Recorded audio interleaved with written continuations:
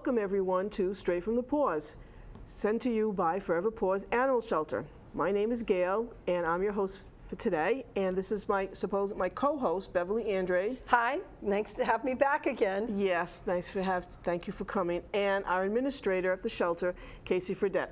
Hey, Casey. Always nice to be in the presence of Beverly. Yes, I know. That's what I say too sometimes.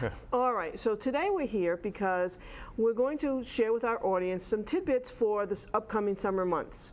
And you know, some of these are pretty practical, and then other times people just don't even think about certain things that can happen with the animal. So today we'll start off with, we're talking about some ideas for the summer. You want to give us a couple of rundowns?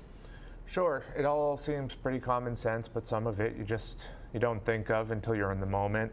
Parked cars, even in the shade, 70 degrees out, within minutes it can exceed 90 degrees, 100 degrees inside the car. Even if you leave the windows cracked, still doesn't always work to drain the air with all the windows that a car has. Giving your dog a break when you're playing with them outside, give them a few minutes to cool off, just like we would if we were out playing football or basketball or anything. You want to give them a chance to recoup, calm down, catch their breath. Make sure you always have water on hand for cats or dogs. If you have feral cats that are in your neighborhood and that you're kind to, leaving them a water supply that's fresh as opposed to stagnant is important for them, and helps lower the spread of disease between animals. So it's all pretty common sense things, but until it starts to get hot and you're in it, you don't really think of it. Right, let's talk a little bit about pavement also. I know that I've been told, like when you walk, like I have small dogs, especially when they're walking on hot tar, the black tar, that becomes an issue for them. They can actually burn the pads of their feet. Mm-hmm. Yeah, it's very common to have burns on the pads. Grass is obviously a lot kinder for that bare paw. It's just something, again, to be mindful of with brakes, that if you have no other option, if you're in a city, if you have to be walking your dog on pavement, give them a break every so often. Try and find either a patch of grass that they can take a break on or a shaded spot that they can take a break on. Otherwise, you can get boils, you can get tears, rips, burns, so all really unpleasant for the dog. Really? Now, what would happen, I mean, should they bring, like, sometimes you bring, like, you say, just talk about water. Could they bring, like, some water and just, like, pat the bottoms of the paws just in case? Would that help or not? You could. Anything will help. They even recommend sometimes now that if you have a light-skinned, light-coated dog, that you actually apply sunscreen every so often to try and keep their skin from burning. What ends up happening, especially with the dogs, is you have dogs like mine, which is all black. He absorbs the heat really quickly, so he gets overheated a lot faster than another dog might. But then a dog with the lighter coat, the lighter colored skin, they might burn if they're out for long enough. So you just have to be mindful of it. Think of yourself. You wouldn't want to be out there completely uncovered, running around endlessly while the sun just bakes you. Good point. Do you have a question? Well, I'm thinking at our animals at Forever Paws, I saw some cute little things that you did for the summer heat. One was a garden sprinkler, and then we have the swimming pools. So maybe you could share with our audience some of the things that you've created to keep our animals cool in the summertime. The kiddie pools are a great idea. They're inexpensive. I think almost always they're under $10 for a kiddie pool. So if you have a yard or a driveway or an area where you can fill it up, it's a great activity for the dogs. Big dogs, small dogs, they love to get in there. They splash. I don't know what they think is actually happening, but they hate it, or they are always really intrigued with it. We don't find a lot of in between of a dog that just stands there. Most of them will just get in, splash around, knock all the water out Yeah, of the Yes. we know. pool. So you can do that. The sprinklers are a great idea, especially if we're not in a drought. Right. Obviously, that is going to influence whether or not you can run a sprinkler for the dog. But there are other smaller things, especially with the dogs. Again, my dog, his favorite treat is ice cubes. Winter, summer, spring, fall, his favorite treat is just plain ice cubes. But you can also put kibble in, you can put the dog treats, you can break them up, put them in ice cubes. And similarly, the Kongs that they sell for dogs to play with, you can fill them with food or treats, take the filler that they sell or peanut butter, kind of clog it up and freeze that, and then they can chew at it, lick at it while it thaws out, and by the end they get what they're looking for, which is the food at the bottom. Now, our staff is doing that, correct? Yes, yeah. I've opened the freezer, and you see all these cubes, like frozen meatballs in the cubes of the trays. Yeah, it's and fun it's to do. enrichment, right? Yeah, it gives them something to focus on, especially for the shelter animals, but even an animal at home, that it gives them a task because they have to make their way through the frozen ice cube to get at what they want, which they can taste, but they want to eat that. They want to get to that treat at the bottom, the piece of food at the bottom. And it can be fun. You stand there, you fill an ice cube tray with some water, you throw the kibble in it, take the spray, and you just drip it around. It's messy, it's fun, kids love it. So the And the kids dogs are loving it too. Yeah, the Right. dogs. and the Yes. kids can help make the treats for the dogs, Yeah, and it's see great. they can appreciate that Great as well. activity. One I of the like that. things that I would like our studio audience to know and to learn is when we are not at the building and we're having a heat wave in the summer and the temperature could be in the 90s, in the evenings the temperature's staying in the low 80s. What do we do at the shelter to keep our animals safe in this kind of temperature?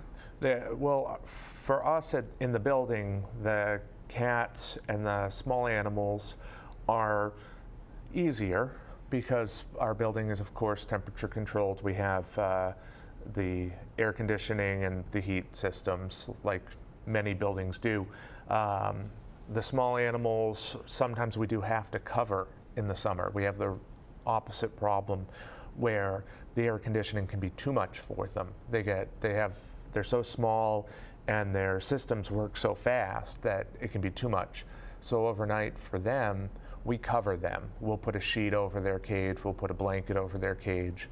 The cats love it though. The cats are easy. They just sprawl out and enjoy the air conditioning. And with the dogs, like we said, we freeze a lot of treats so that it occupies their minds, it occupies their bodies, it helps cool them off. We'll hose them down if we need to. We'll run the hose inside of the kennels to drop their temperature.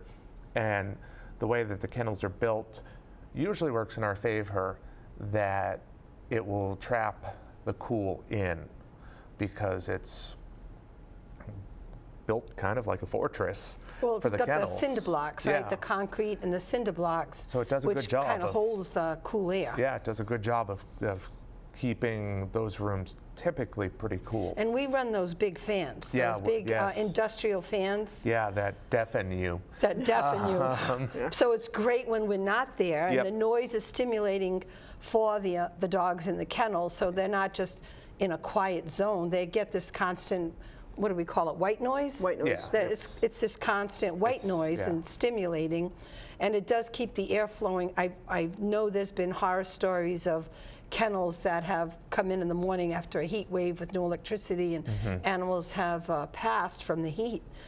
So I think so far we've lucked out because of the way our building is constructed, plus with those frozen treats that we give our dogs. I think that's also beneficial to keeping them cool in this kind of heat that we get. I'd like to take that one step further and talking about people like, for example, in the city of Fall River, a lot of people may not own their own property. They may live in tenements, 3-decker apartment houses.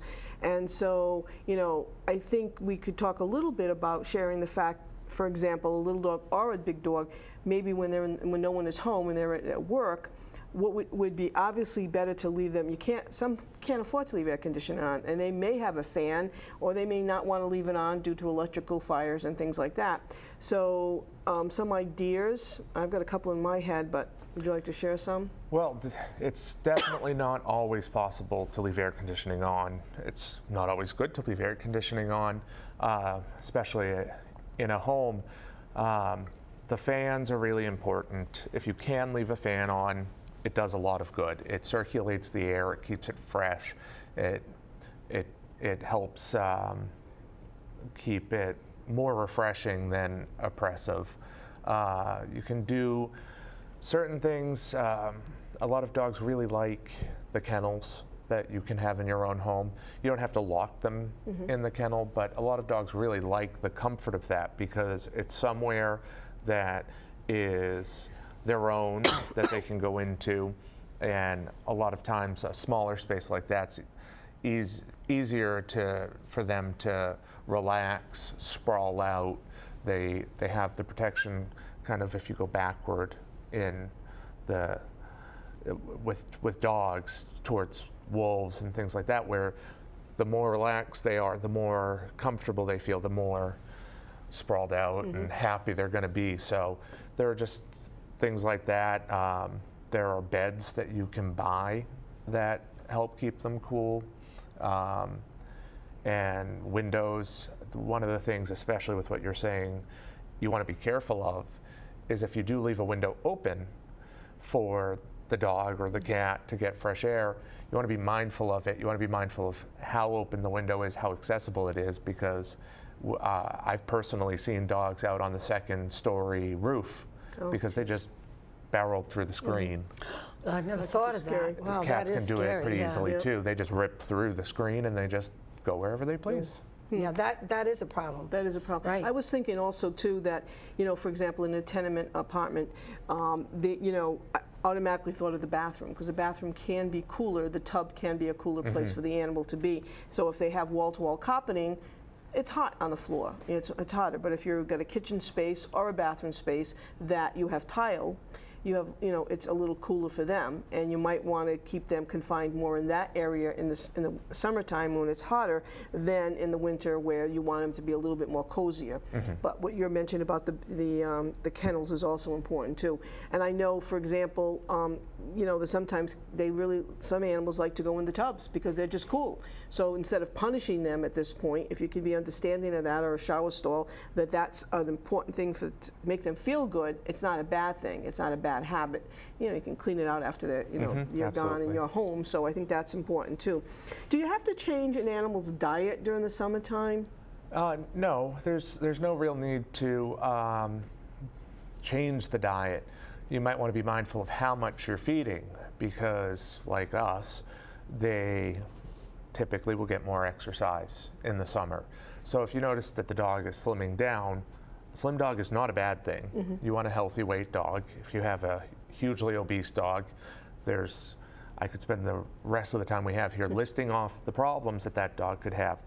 But you definitely want a healthy, well-balanced weight for your dog.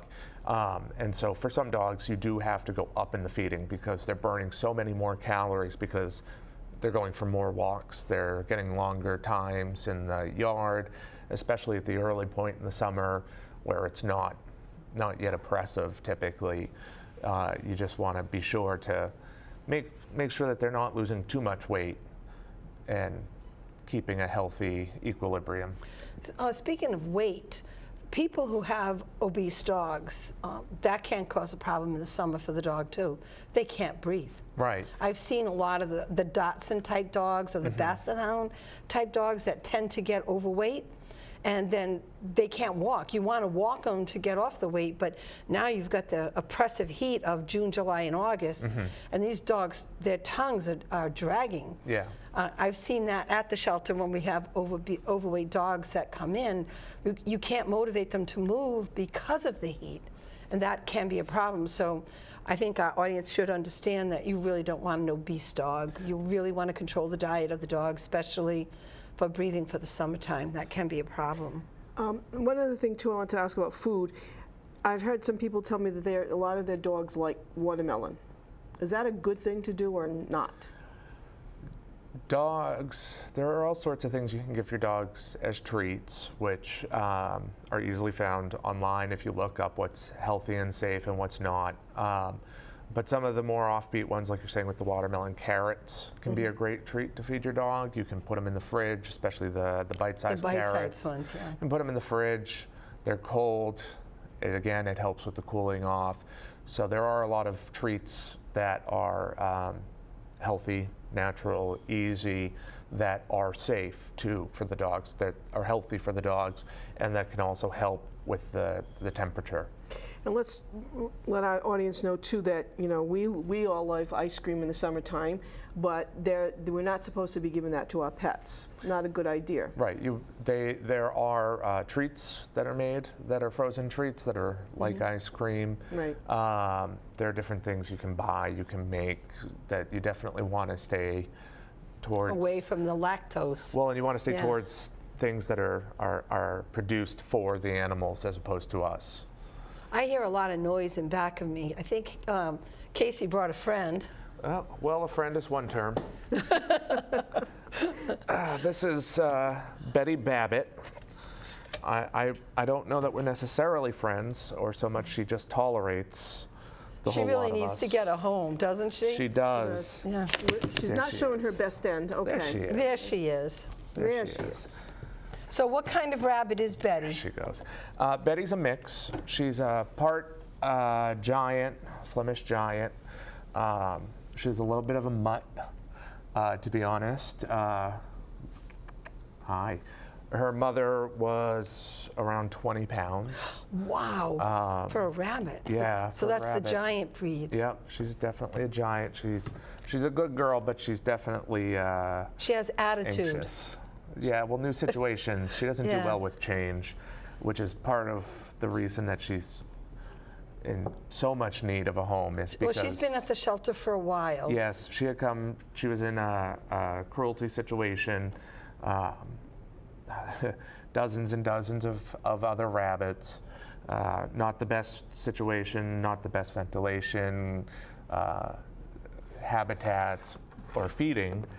She's fattened up now, she's gotten healthy, she's calmed down, but change is not one of her She favorite doesn't want to things. come out at all, but I think Nope. the audience can see her the way She you can have it definitely. at an angle. She's a favorite of the staff at the shelter. She is, but the constant change and shifting is not something that she really thrives on, There she but it's is. something that happens constantly in a shelter environment. Sure. So when she gets a home, she'll be even calmer. She's been in foster before. I don't also want to lose And how her did down. she do that? She did a lot better. She was a lot happier. She was more relaxed, calmer. So when she gets back into a home, she'll be able to really settle back in. Does she need to be in a cage in a home? Is that Yes, Most for of the- definitely. A cage primarily because they're such chewers. Cords, yes. the wood. But they can be free when you're supervising them. Yeah, absolutely. As one of our board members, her rabbit lived for a long time, and her rabbit was free when they were home, and they could watch the rabbit, you know, play just like a kitten or a cat. Yeah, and they litter box train. I am going to put her down because she's pretty That's fine. stressed out. Yes. But they can litter box train, keep the litter box in one area. They get used to it. They usually, by and large, the rabbits do like to be pretty clean, so they don't prefer to have everything messed everywhere.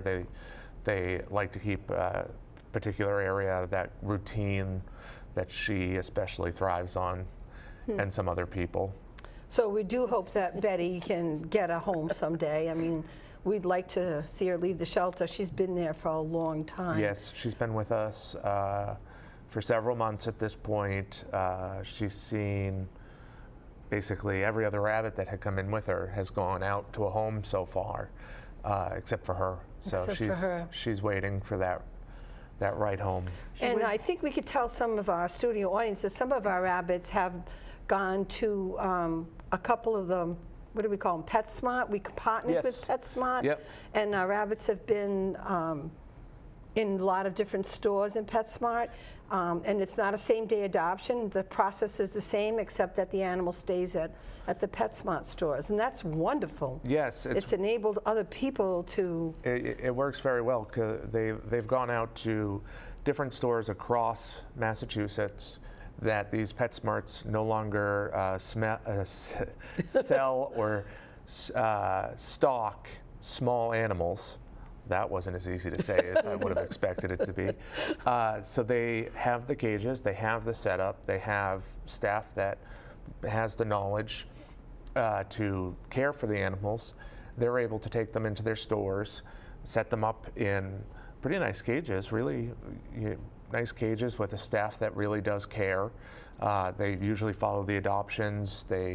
They're interactive with us. It's still our adoption process. The adoptions still run through the shelter, but you only have such an audience in one geographic location. Right. So there are only going to be so many people that want these dozens of rabbits in the South Coast area.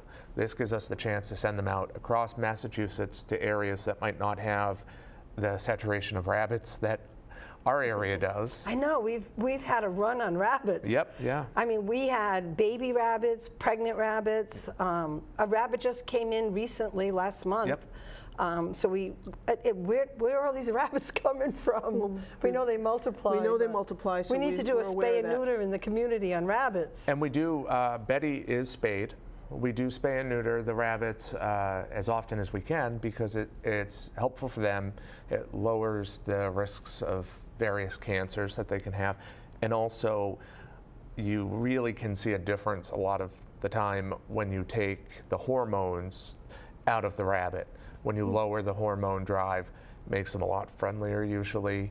And the friendlier they are, usually the happier they are. So we do, through our partnership with Pet Partners, one of the vets that we utilize for surgeries of the cats and dogs as well, the doctors there are able to perform surgeries on the rabbits. They spay and neuter them the same as we would do with a cat or dog. When they do come in, this is a silly question, but it's very difficult for a male and female to spot, isn't it, on these rabbits? Or is it more obvious than what I'm thinking? It depends on how old they are. Okay. Some of the older males, it's extremely obvious. Okay. It's right in your face obvious. But when they're younger and their testicles may not have dropped yet, it's a matter of trying to find what is there or isn't there. And so when we send them out to be spayed or neutered, we don't even know if they're male or female. We usually at least have a guess. There are It's a ways that you guess, can yeah. sex them, but sometimes It's it does hard. prove incorrect. Yes. I know, we rabbits had- are difficult. We had one named Jenny That was Jack.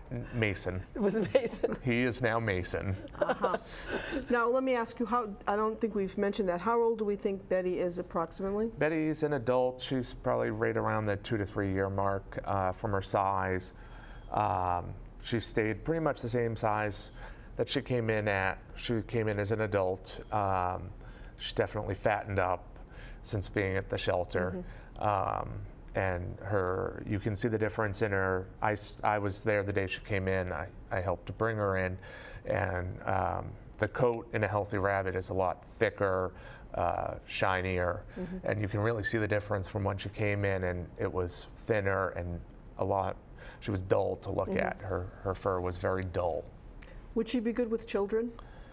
Well, children that were used to animals in general, she would be fine with. A child that has never had a cat or dog, been around a cat or dog, probably wouldn't do very well with her because she can spook so easily. Change can affect her so quickly and easily. When we adopt out a rabbit, the people that are coming in to get these rabbits are mostly experienced. They're not coming out brand new. By and large. By and large, they're more experienced. So when the rabbit's loose in a family home, do rabbits get up on the furniture like a cat? They can. They can? It depends See, on the height. I just picture them down low. I don't picture them up. No, Betty here, when she spreads out, she's probably around a good 2 feet. So when she gets up on her hind legs, she can get up. She could get up on a low couch. So they can technically get up on I've the seen furniture. it before. Yeah. I've had it happen to me before. Her mother was fostered at my home with myself and my family, and she could get up on chairs. Wow. Her mother was also Her a mother was a 20-pounder. big. So she They could call get, them Flemish giants. Is that what they call them? Yeah. and they're kind of mixes because the rabbits, and as you would expect, when you have dozens and dozens of rabbits in not great conditions, they're free to do what they want. So there was a lot of mixing of sizes and Yes. shapes. And colors. And colors, yeah. Yes, we a had lot some- of colors. we had a lot of different we only colors had a few of the white rabbits. ones. Yeah, the babies were pretty. When They the were babies cream. came in, I Yeah. remember seeing them. They were so cute. Yep. Well, we need to get little Betty here at home, and I say little kind of tongue-in-cheek there, but she deserves a good home. You know, Forever Paws, I mean, as Bev pointed out, the staff is very devoted to Betty, and they really help her out, but she does need to have her own home. I think she needs to find her forever home. So if anybody in the audience is willing to take a look at Betty, you know, go on our website or come down and visit us. We're open every day except Wednesdays from 11 to 4, and I know that Casey would be very happy to accept an application that is a viable application for Betty, because I know the staff will miss her, but I think that they would really appreciate her getting her forever home. That's really important to us. We, you know, we like to have the rabbits there. We like to have all the animals there, but again, forever homes is the best thing for them. Would Betty be a candidate to go to the PetSmarts? She's too big for the setups that they have. She's Is too the big. reason she stayed with us. Is Right. her largeness, which is unique to her. It also causes problems. Yeah, because she is a big girl. She is. Yeah, Big she's a girl. very Well, big we're going to girl. get Betty a good home, I hope, soon. Now, we're almost done with our show, believe it or not.